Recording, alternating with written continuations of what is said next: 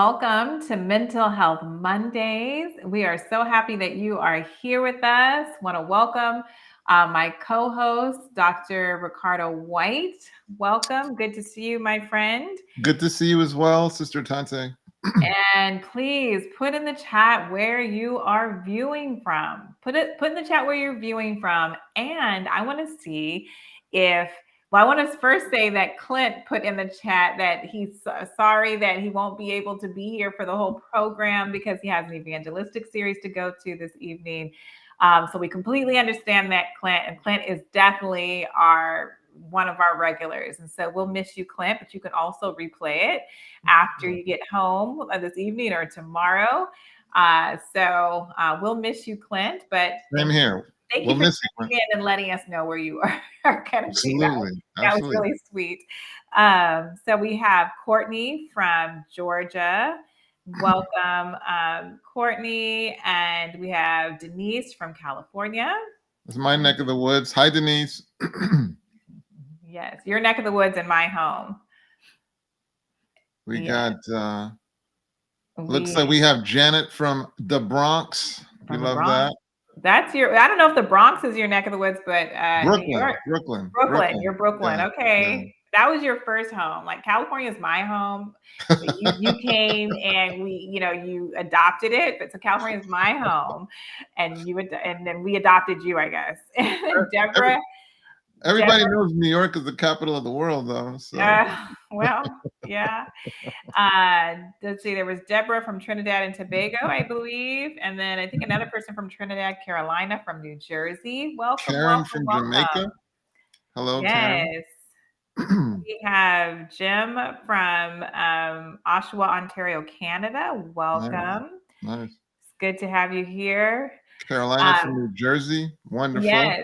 You can keep putting where you're viewing from in the chat, but I also want to know if any of you were successful on bringing a young person or a young adult to this evening's program, because we are talking about the single life and giving tips on answering your questions basically about those issues that you may be going through. So put a 1 in the chat if you at least invited someone. Put a 1 and a 2 in the chat if a young person or a young adult is watching with you. So let's see who did their homework. Because when you're in therapy, you get homework or assignments to do in the middle of the week. Let's see. You guys this is not therapy, but let's see if you guys did it. Exactly. And we got good. Okay, Courtney. Shout out, Courtney, at least invited. Nice. Congratulations. Very nice. Courtney, love it, Courtney. Yes. That's awesome. You tried to do that. Also, I was going to ask, I was thinking we should get Mental Health Monday t-shirts.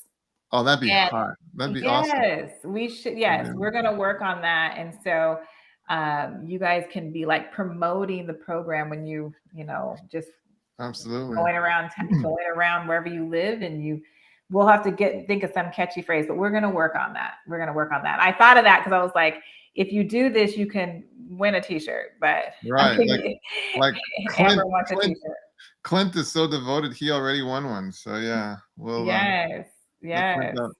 Well, in some sad news, our hearts and our prayers are going out to Ralph Yarl and his family.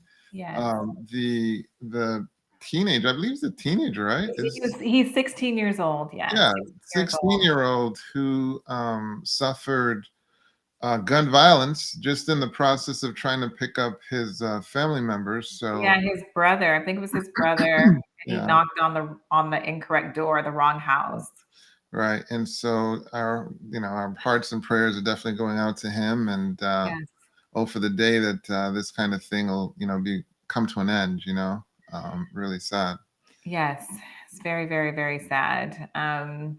So yeah, we're praying for them and his family, praying for him that he will have. I don't know what the status is. I don't know if he's like in ICU, if it's touch and go. I'm not sure, but we're just praying that he will pull through and have a full recovery. Because these injuries can at times be life changing. Yes. So Yes. Okay, and then even after you know recover physically, you then have to also recover mentally. Mentally, So there are yes. the scars that no one sees. So we're Oh, really 'cause this is we're definitely a trauma. This is yeah. definitely a trauma, and, the anxiety that yeah, that comes with Definitely. that, and so definitely praying for his mental and physical health and for his family as well. Absolutely. Yeah. We Go ahead. I was just gonna say we're continuing our conversation, just segueing out of that very sad news, that we're continuing our conversation about singles. This is our third part. I think on my Instagram I put living. We're talking about living single and how to do that in a healthy way. And we're taking your questions. So we're taking your questions. Please put them in the chat. Um, and we'll be taking your questions. But while people are thinking of their questions, Dr. White, I think I'm going to ask you a first question. And I don't think I've asked you this. We've done it 3 times. So if I have, just give me another answer then. But the question to you is, what would you wish you would have known when you were a young adult dating or before you got married that you know now when you were single? Um, We what do didn't I plan wish this, I would so have known? What's that? I was telling everyone we didn't plan this, so we're going to give them No, no, time to no. That, but think. that's a really, really good question. Clearly, Sister Tante flexing her therapeutic skills. What do I wish I had known? Um, I wish I would have known how important it is to approach dating with a mindset of what what can I what can I offer? You Mm, know, mhm, what can I bring to this? And less so, well, what can I get out of this? right. Um, I'll tell you something interesting. I'll tell you. So, um, my mother was a single parent, right? Mhm, And so I remember even having a stepfather at one point. mm, And in the in the dating world, sometimes a single parent is viewed as, well, it's a downside because here they have these kids. yeah. I don't know what happened, but now I'm hearing an echo. So I don't know if anything changed or what. I But I don't hear an echo. okay, good deal. Well, so I'm intrigued by what a blessing it would have been, if someone would have approached it as, hey, look, I can be a positive impact in these young people's lives. Mm, What am I bringing to the situation? mhm, Um, as opposed to just, hey, what can I get out of the situation? mm, So I think that would have positioned me to understand then going forward in marriage, like your job in marriage is make the goals of the family firm get realized. That's your mhm, goal. It's mhm. not a matter of roles and who does this and who does that. It's whatever your hands find to do with all your might, Right. and push the agenda forward. Like that's the priority. Mhm. So I wish I would have had more of that mindset in dating. Now that said, I didn't date exclusively at all. I like to joke that I married 50% of the people I dated. you know, um, so I only dated two people. So FYI. Yeah, well, yeah, I got the math on that, so okay. Yeah, I mean, I can say seriously well, I can't say 2, but seriously, you seriously dated 2. So I can say I seriously dated 3, 4. Okay. Seriously. Seriously. Okay, seriously. Um, but, yes, there was a comment up there that I think, or somebody said, "I wish I would have dated more so I would have been able to recognize red flags much easier and not made the wrong choices." Yes, I think, dating, um yeah, dating, because somebody said they would have wished they would have waited to more into their 20s to date. Because when you're dating as a young person, I mean, as a young, like a teenager, I mean, 16, 17, 18, 19, okay, 20, I guess you're supposed to be a little bit more mature then. You may not notice red flags as well as you can in your 20s. But you learn lessons, you learn from those experiences, and you learn things and you learn what you don't want sometimes when you have negative experiences. But we're definitely more mature once we should be, I should say, let me clarify that. We should be more mature when we're in our 20s than we were in our later teens. Sis, before we For go into sure. the questions, I got to return the favor. What do you wish? What You do you know, wish you I did? wish I would have, let me take a little time to think about it so I answer it really correctly. One thing. I wish I would have really recognized my self worth more than I did at that time. That I should have known that I was, worth more than the value that I was putting on myself at that time. So, Profound, profound. Yeah, I for mean, it's sure. like it's interesting how, especially, with having a daughter, it's like you can't say enough. You're beautiful, you're intelligent, you're, Right. just pouring it on you. You're absolutely right. Yeah. Well, I think we have to defer to Amra here. We do have a Okay. question. What are our thoughts on online dating? What are our thoughts on online dating? Like, what you go first? Yeah. I for the world that we live in now, of course you can find negative things online, you can find negative things in person, right? So I think that I know people, even Christian people who are very happily married who met online. So and then I of course know people who didn't meet online. So I don't have anything negative to say that it's wrong. Um, just to be very careful and make sure that those filters are working correctly because you're filter, there's filter on those online dating things where you can put all the things that you want, that you're looking for. But and even in like you already need to get to know somebody really, really well. But when you meet them online, I think that just to be safe and to be careful, of course, and that's even if you meet somebody in person. Mhm. But because they're online and you're not actually seeing them face to face, and you're not able to meet other people that they know right away, that you have to really be careful, do your research. I would even say, I would go as far to say, ask for, it's almost like you're doing an interview, like you're an employer, right? Ask for references to speak to other people who know them. I mean, hey, you want to make sure, and you don't know them and they're not in person. So I think that would be perfectly okay to make sure that you're getting to know a real person who doesn't have issues. Because I have heard bad things for online dating. I've heard people who have been scammed and all those type of things. That can happen in person too. So, but just to be very safe and to be careful, that's the only thing I would say. But I know people who are happily married who met online. I would echo those sentiments. And I would definitely say, um, background checks, and All these that. are, yeah, these are things that you should really think about. And I love the notion of trying to verify. Who they are. Yeah, I believe you. I still want to verify. Yeah. Right. I think verification is a big deal. You have to remember that when you're in the realm of dating, you are talking about placing yourself in very vulnerable positions. Hmm. Um, and steps, taking the necessary steps to ensure your safety, that's your responsibility.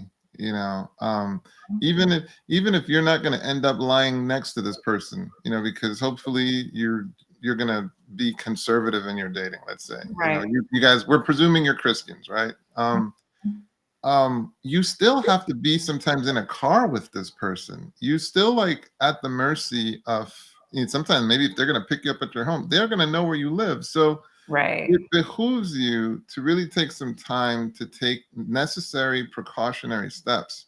And Hmm. if it's an online setting, then it just kind of ratchets it up even more to make sure that you're actually safe. Yeah, everything that we shared, I would say that for in person too. Do research on the Absolutely. person you are meeting in person. Uh, Absolutely. Cindy is saying, where are all the quality Adventist men over 40 years old? It's hard to meet them as a single 44-year-old woman. You Oh no, know, I keep thinking we need to start a singles ministry for Living at a Church where good single people can meet, but I don't know who's going to head that up. But let's pray about it. But go ahead, Dr. White. we should do that, but Cindy is bringing up the really important point where in pop culture today, you're hearing women be told you can relegate serious dating and even marital concerns till later in life. That's what's really being pursue your education, pursue your career, go out. And let me confess, I was saying this kind of stuff myself. Mm-hmm. Um, when in fact the reality is once you leave college, um, and as you grow older, like a lot of times, people Mm-hmm. who you would consider more compatible, they tend to get married off.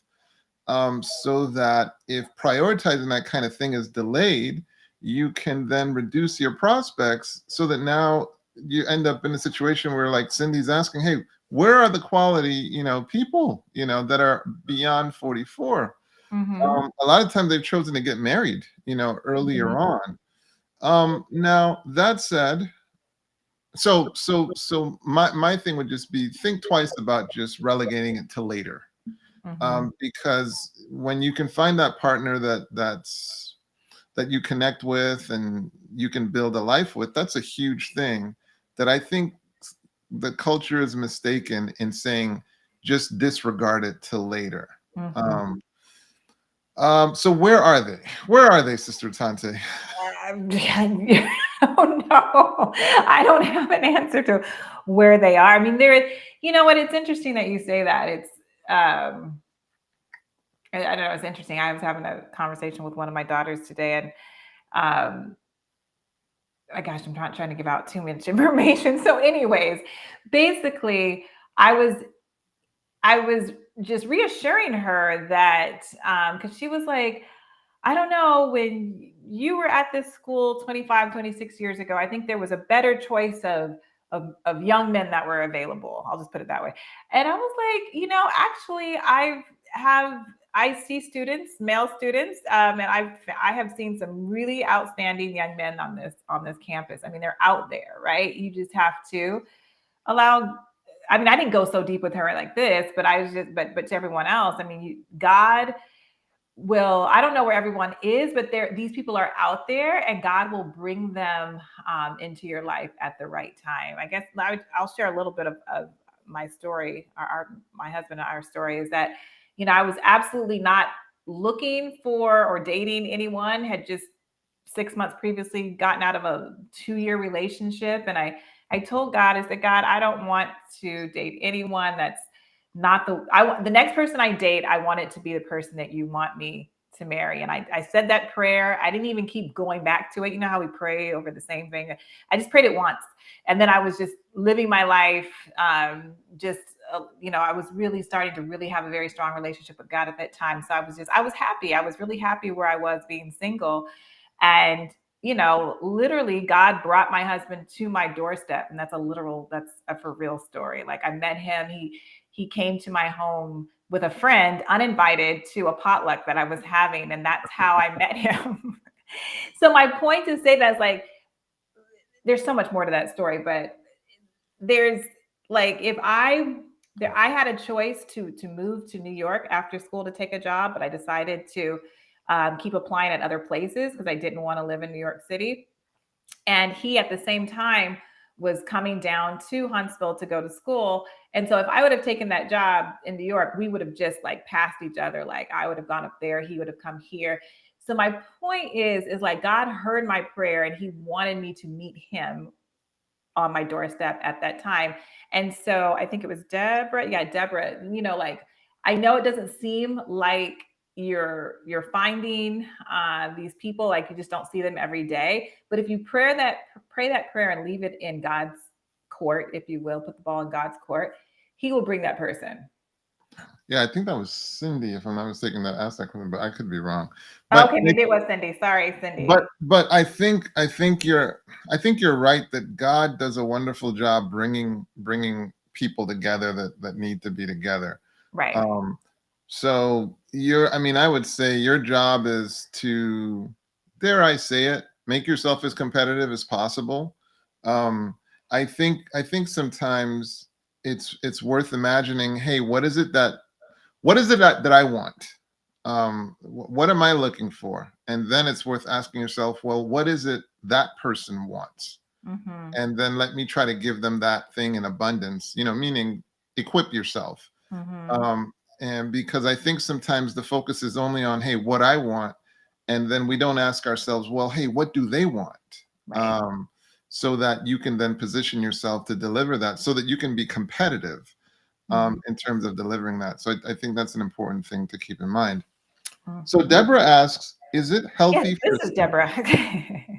yeah, is it healthy for a single person to run after another single person if they're interested in them, or should they wait for them to make the first move? What do you think, sis? Well, I can just have another story, but so I think there's definitely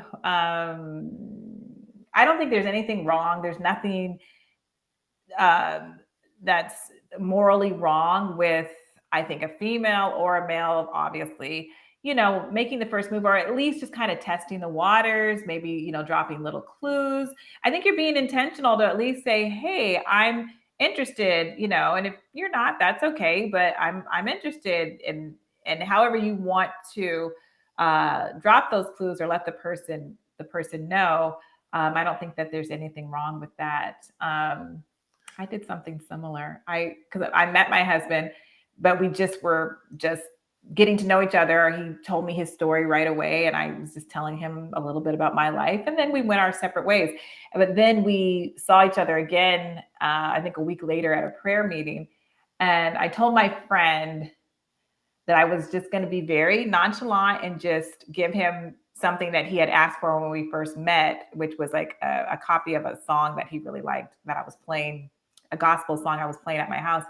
And I was like, I'm just going to give it to him and then walk away. And if he says something else, then I'll know like he may be a little interested. So I did that thing and then I walked away and he said, hey, can I call you? And then that was my clue to say, okay, you're interested. Uh, But anyway, for a little context, that means she made him a cassette. yes, yes. But That took some work back in the day. yes, I made him a cassette because he liked it was a Fred Hammond song. I don't Fred Hammond of his what CD was that? I remember. I should know. Anyways, I can't remember right now, but it was Fred Hammond. I know it was Fred Hammond. It was an 8-track cassette. No, I'm playing. It was a little cassette. But those cassettes, I mean, like, so that took some effort. So that was a statement in and of itself. But the point being, even back in the day when women would drop a handkerchief, that was literally the first move. Mm, So they literally true. opened the door for the person to make the first move. No, actually dropping the handkerchief was the first move. Right. So Deborah, make the move. Basically, yeah. Yeah. Yeah. Yeah, and I didn't know that at the time. My husband's actually people probably don't know if they don't know him personally, but he's actually kind of shy. He's an introvert.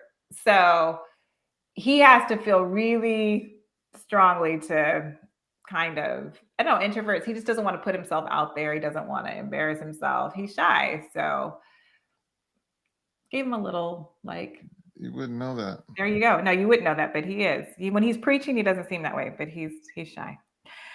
Okay, I feel like there was another one. How do you verify motives? Jamie's asking how you verify motives. That's actually a good question. And I'm Jamie, going to thank let you answer that. Yeah, thank you for that question. This may be true for ladies as well. So, Sister Tanta, you'll have to let me know. But I think one of the mistakes women can sometimes make in their interactions with men is over relying on our words rather than making sure that our words are lining up with our actions. So I would say, Jamie, as you're looking to see, hey, what is a person's motives? I think first of all, it's important to converse with them, and it's important to get as much clarity as possible. But I think making sure that actions are lining up with words can kind of clue you in on that.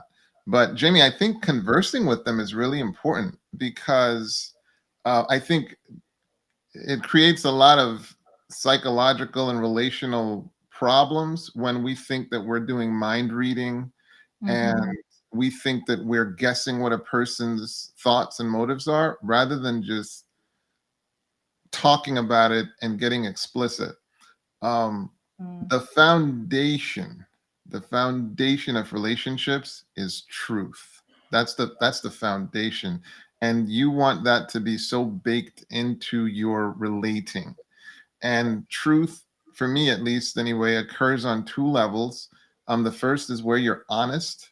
So if someone asks you something, you respond with honesty. And then, Mm-hmm. Jamie, the next level is transparency, Mm-hmm. where you deliver the truth even without being asked.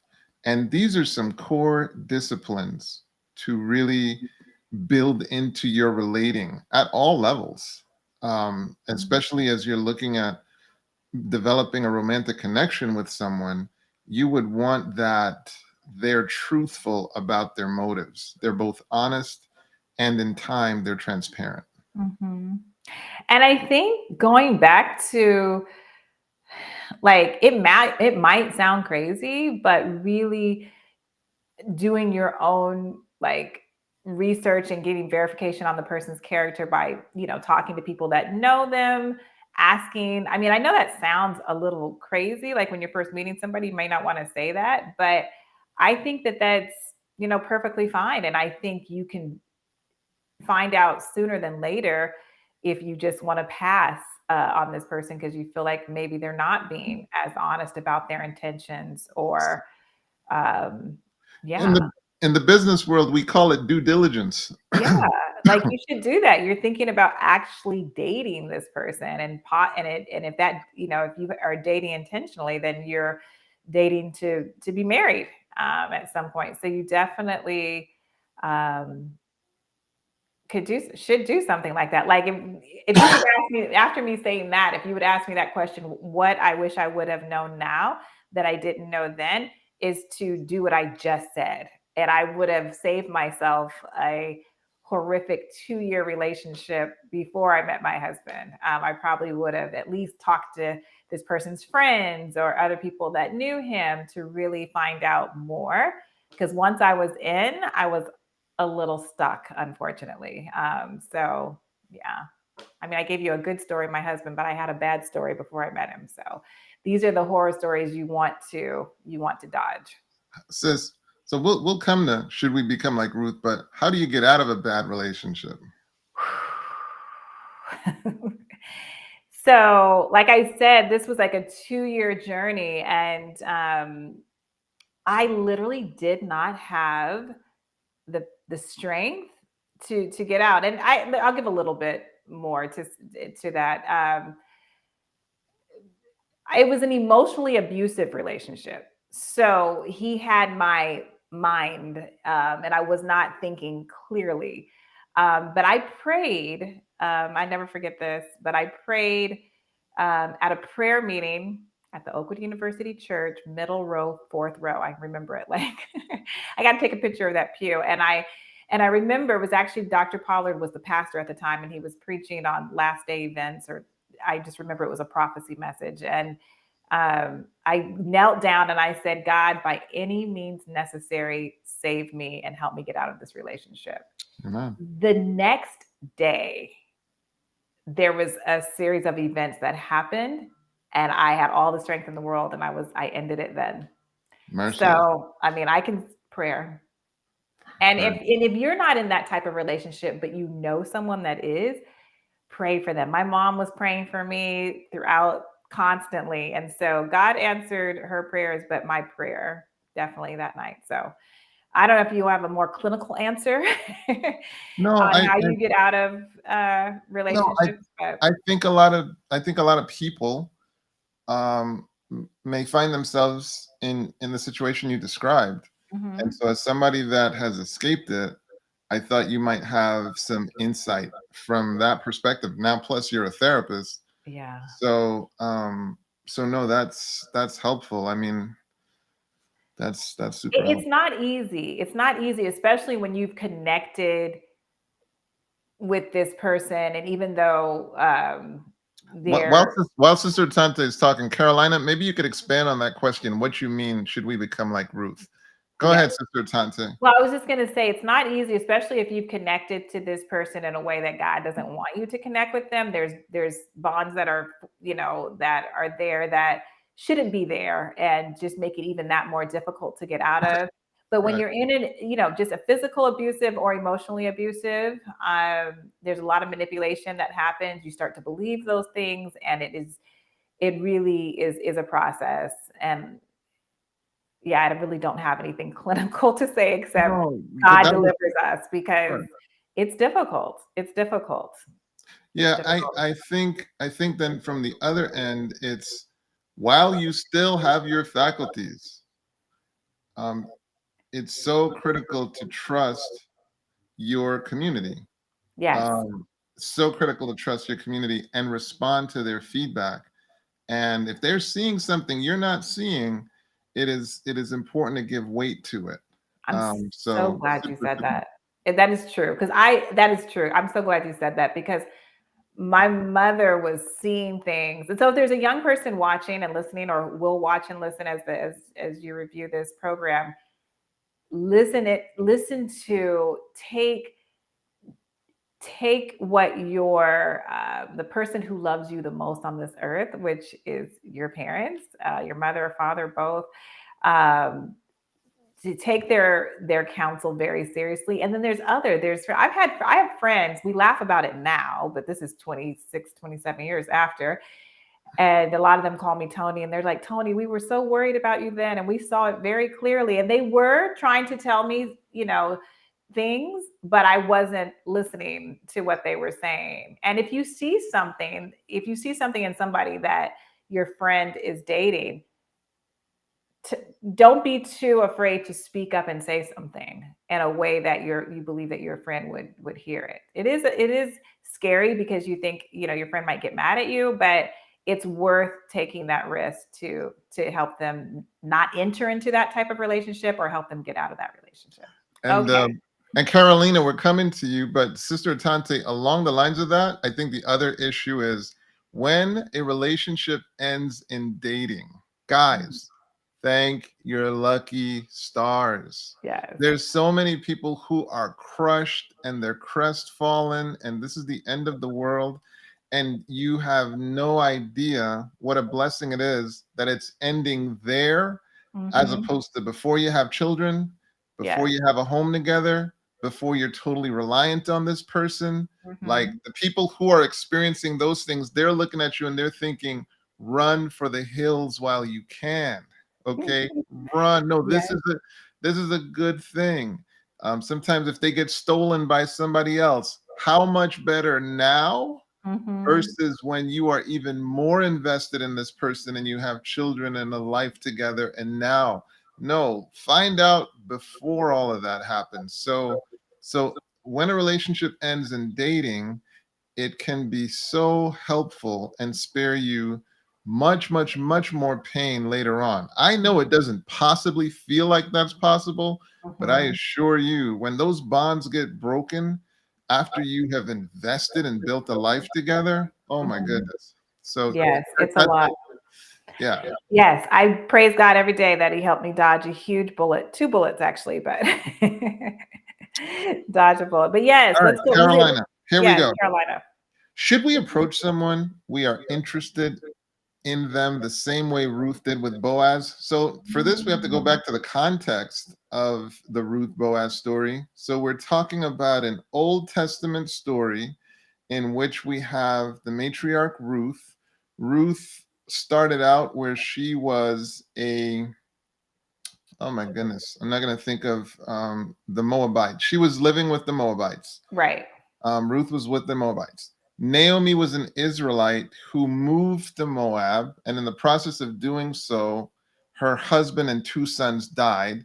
And so then Ruth decides, and Ruth was married to one of Naomi's sons. So Mhm. now Naomi wants to come back to Israel, and Ruth does an impassioned plea and actually goes with Naomi and says, "Your people will buy my people, your God, my God," and just really impassioned. The interesting thing in the story is where Naomi provided counsel to Ruth that resulted in Ruth meeting Boaz and then marrying Boaz and ultimately ending up in the lineage of Christ. So it's a pretty amazing story. It is an amazing story. It's a really beautiful story. It's the book of Ruth. So is where you can read it. And so you said, should we approach someone we're interested in them the same way Ruth did with Boaz? So Naomi gave Ruth some very specific instructions. They were actually in some ways controversial. And Ruth followed the instructions and ended up getting married. So that's a longer story. So the bigger principle to me in that question is, should you follow the advice of someone who is influential and maybe more advanced in age if they have some wisdom for you? It would seem like that might be logical. I would say the wisdom should probably align with scripture, and good common sense. Right. If it's worthy of being followed. That's how I would answer that, not knowing exactly what you mean by that per se. But that's the best guess I can provide. Okay. Yes, I'm just scanning to see. So we're still taking your questions on single dating. I see Joanne made an interesting statement. She said, sometimes even when the relationship is abusive, you wrongly believe that your self-worth is in that relationship. Right. Joanne, that's a profound point. Were you wanting to comment on that, sister? Right. I mean, I lived that. So I'm saying, right, that's true. Yeah. You feel that way because the person has to make you feel, for you to stay, and I know that personally, to stay in a relationship like that someone that's, doing the emotional abuse, they have to make you feel like your self-worth is kind of wrapped up. Well, you don't have, your self-worth is low, and any self-worth that you do have is wrapped up in them. And so you stay connected to them. This is why it is so incredibly dangerous to approach dating with the mindset that it's going to complete you, or that this is somehow now going to fix your identity or even perhaps enhance your identity, rather than recognizing you have value all by yourself. All by yourself. All by yourself. You were made in the image of God, all by yourself. And I want to say this too, because this is just making me go from step to step, because my story, I mean, I don't think about it all the time, but we're talking about it some this evening. That relationship that I got in was because it was a rebound. Like I just come out of a 2-year, situation that was actually a very healthy relationship, but we broke up and my heart was broken. And then there was this other guy who was just always kind of in the wings, kind of like clamoring, like maybe.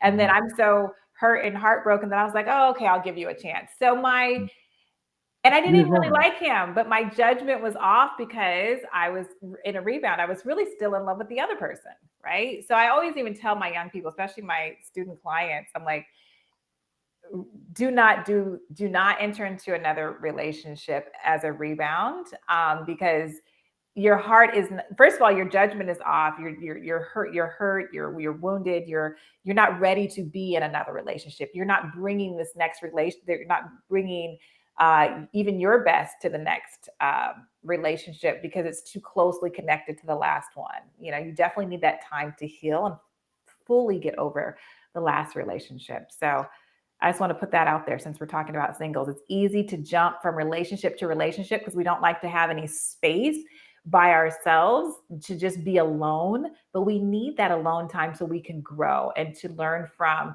the mistakes that we may have made personally in that last relationship, and then to review of like, okay, this is what I'm looking for in the next person. I don't want some of the same things that I had in the last one, and just to heal from it. You need to be healed. And to rebuild your self-worth, to rebuild your self-worth, and why do you need self-worth? You need self-worth for a lot of reasons, but one of the important reasons is an important part of having a healthy relationship is setting boundaries. And if a Right. person violates your boundaries, you have to enforce consequences. And a Mhm. lot of times, if your self-worth is not intact, you're not going to feel like you're entitled to set boundaries or even enforce consequences. Mhm. So that's why that becomes so important. Okay, so there was a question. Was it a comment by Cindy?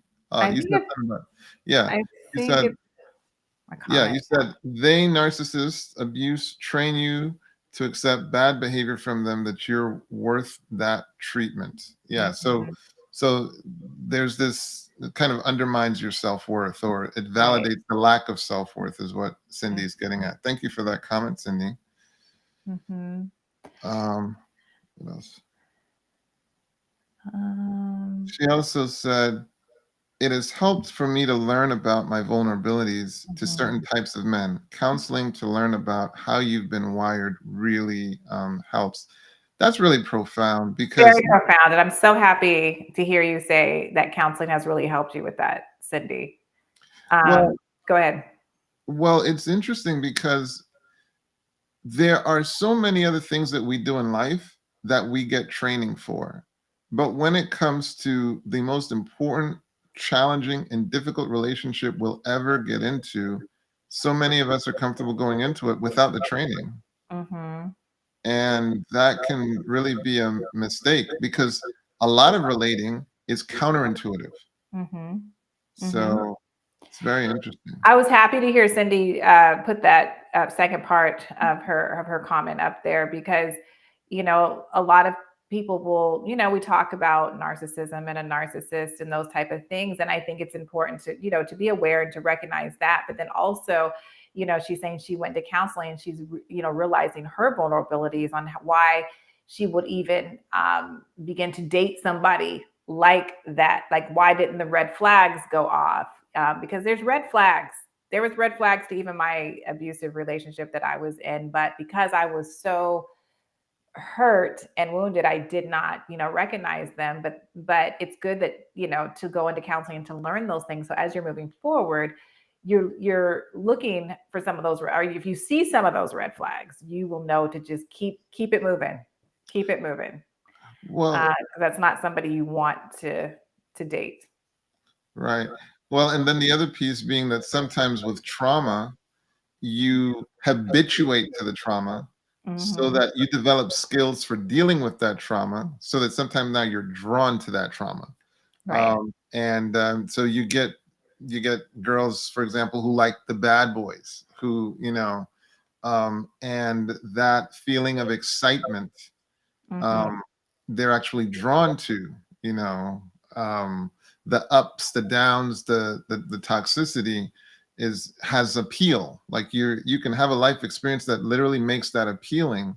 Hmm. Well, the truth, guys, is a nice, vibrant relationship, a nice, vibrant marriage is boring. If you're married, a lot of it is boring. Obviously, there are moments where you can go out, you can have a good time, and sometimes sitting. But like, it's a blessing that if a person says I'm coming at 6, they come at 6. They do what's expected, and it's not these wild, torrid, events. What do you think, sis? No, I'm just laughing because you said it's boring. I was like, it's not boring, but I know what you mean. I know compared to, I It's know, routine, yes, as it's routine. opposed to people showing up your door. Yeah, no, it's You're routine. getting Like, in a fight. yeah, when you're married for so long, it's definitely a routine, and you're like, wait a minute, that was off, because they didn't do what they normally do. But yes, Right. Like I hear it's what you're it's saying. routine. I mean, but I use the word boredom, but I like peace. I mean, Yes, it's peaceful and truly what it really is peaceful. it's content, like you can trust. Yeah, it's peaceful because you can trust and it's safe. It's safe. Right. It should, if it's not safe, there's something wrong. But there was a question that Amber had up there, and I know Joanne, there was something, but I wanted to put, because I think how does a single person know if the Lord has called them to a life of celibacy and singleness? Oh, to just be single for their whole life? Is that what you're saying, Amra? Or just to be celibate and single? You can put a one if that's what you're saying, Amra. I think that's what you're saying. Is that how you're taking the question, Yeah, how does a single Dr. person White? know if the Lord has called him to a life of celibacy and singleness? I would think God would have communicated that to you in some way or another. I would think that Yeah, God would have communicated that to you in some kind of meaningful way. Um, you but I know think what I that's very, very, very far and in between because the Bible also says it's not good for man to be alone. Well, when I was a child, when I was younger in my Mhm. spiritual journey, I used to think God was harsh and exacting and not trustworthy. I Mm. always feared that God was going to call me to do something crazy or out of this world or nuts. Like, I mean, can we just keep it real? You saw him I make never thought Hosea, that. you saw him make Hosea marry Gomer. You Mm, saw him tell true. Yeah, that was Abraham crazy. go kill his son. You True. saw him, Got it. tell like so. It's like you see these things, and then it's like God would just pull me back in the story and be like, "Look, your generation is so wretched. I can't depend on you guys for anything. Mm-mm, So mm-mm. all the hard stuff, I got done with these prior Because generations." what man do you know today would like if There you God would go. have to come down and say if he told you to have married a Homer, like I'm joking with what I'm saying, so please don't send a bunch of mail to Living Manna. Obviously, there's still prophets in every there generation that is, but that it's a have different not time. bent their knees to Baal. Okay, they're True. always. But my point being, God is so much more rational than we give him credit. God is not going to be asking you to do crazy things. And with this issue of celibacy and singleness, I don't see God calling a lot of people to that. I don't either. I And don't not I don't I don't see it. I think you find a person, you establish a covenant, and you honor that covenant, but I don't see God. But whatever the case, have your relationship with God and and establish he that shall direct communication your path. so you can have clarity. So you can have Mhm. clarity. I hope that answers your question, Amra. I hope so too. And then Joanne had one that it was up there, but that I kind of like. What is the proper etiquette about dating early on? Is the man always expected to pay? No, no. Not in I'm this generation, or not nowadays, I don't think. Well, now gosh, personally, personally, in my mindset, right? Like you're modeling taking care of this person. true. You're modeling taking care of this person. Why on earth would this be an issue for you? Now, let me be clear though. Let me be clear. So when me and my wife got together, she was a nurse. I was a medical student.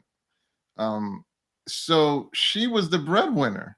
So I mean, she was paying for stuff. She was so cute. Sometimes she would slide me the credit card. So Oh, so it make it look like you. Oh, that's very cute. she That was tell her so I said that's very cute. she was so sweet. She was so sweet. That is sweet. Um, but at the end of the day, um, I enjoy taking care of my love. Of It's course. like, so why would I care? Okay, let's go 50-50. Or I mean, unless it's just an economic issue, like, baby, look, I don't have it right now. So if we're going out, I hope you're gonna handle it. Right. But that aside, it should be fun, I would think, to take care of, a person. And I tell you, if it wasn't a person I was enthused to take out, I wouldn't go out with them. Right. You know, Right. why are you Right. going out with a person that you're not enthused to take out? So Right. um, So Joanna's, she has like I don't know, maybe I don't know, I don't know what this means. In Trinidad, women walk with their Vex money on a date. Do you know what that means? I have the foggiest idea what that means. I'm going to. I know vex means angry. That's what I I know thought. vex means angry, and so I wonder if she Tell us means. more, Joanne. Tell us what Yeah, that break means. break that down. What if it means they get upset, so they have their money to do whatever they want? I don't. But you got to break that one down for me. Um, yeah.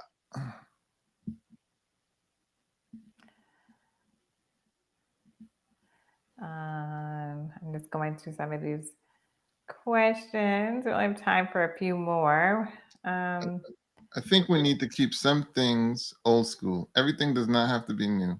I think a man should pay for the date no matter what millennials say. Dude, I'm with Yeah, you. I'm with you on that too.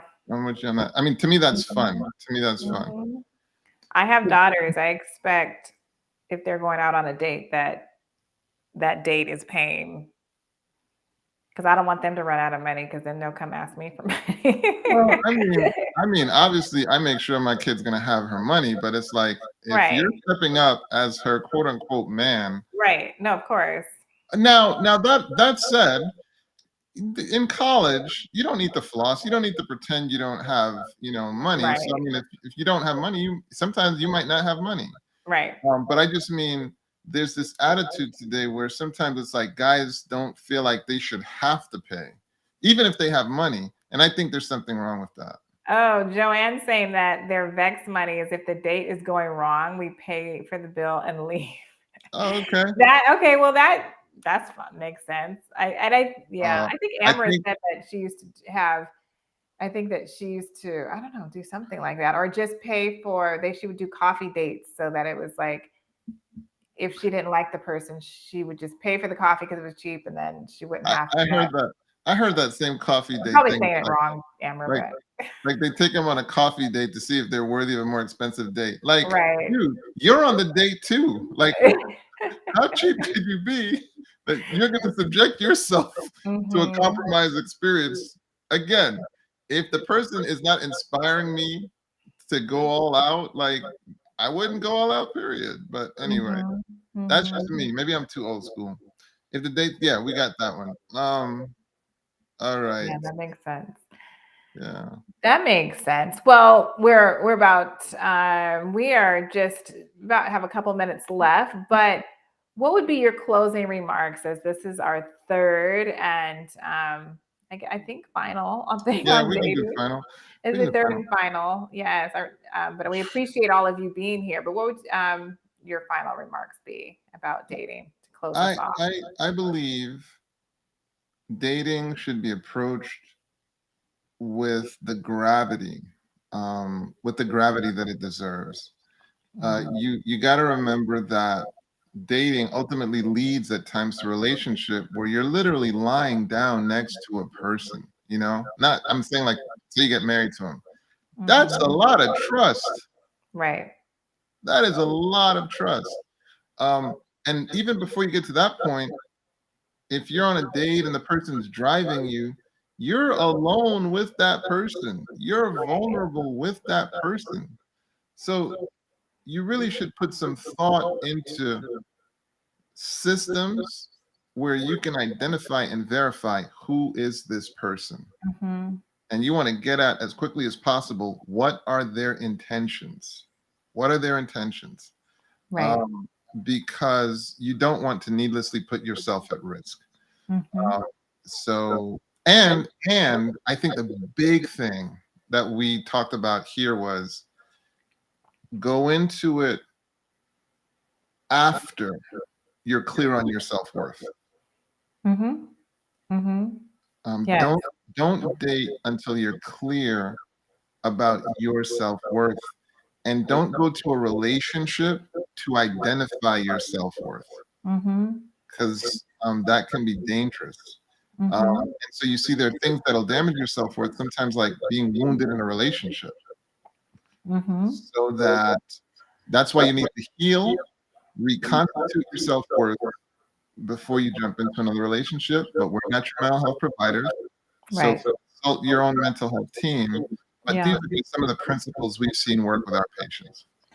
Definitely. Yeah, I agree with everything you just said. And to really just focus on while you're waiting for this person to come into your life, just really focus on yourself, prepare yourself so that when you do meet that person that God wants you to be with, you will have done some of the work that needs to be done, allowing God to do it on your heart, maybe working with a mental health professional as well, just working through some of those childhood issues that we bring into our adult life and into our relationships. I think it's so important to be aware and to be addressing them and working on those. That is so very important. So that would Well, be well my said. closing. Yeah, that would be So my closing remark. Cindy brought up this point that I think it's really important for women to understand. She said there's a ratio issue. There's more women than men. Um, Cindy, what I would encourage you to recognize is, but there's only one you. Hmm. But there's only one you. And when you make that the best you possible, Yeah. that's pretty competitive. Because however many women there are, one thing you are is unique. You are a unique offering. When you understand that, it it gets you out of this defeated frame of thinking of, well, there's more women than men. The reality is women who make their offering competitive, they get into a smaller pool. And a lot of men are pursuing that.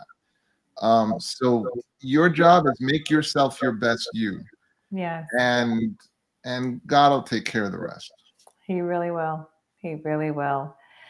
Well, we just want to thank everyone for joining us this evening and joining us for this topic throughout the last 3 weeks. And we will come and revisit this again. There's nothing telling us we cannot, but definitely join us next week as we will continue to talk about mental health issues or relationship issues that impact your life. And so, yeah, definitely share these 3 parts. It's a series now, a 3-part series. You can share this on your social media and with someone that you think would really benefit from the things that we have shared here. And so, thank you again, and we look forward to seeing you right back here next Monday for Mental Health Mondays. Have a good evening. Absolutely. Good seeing you, sis. All the best. All right, you too. Bye bye.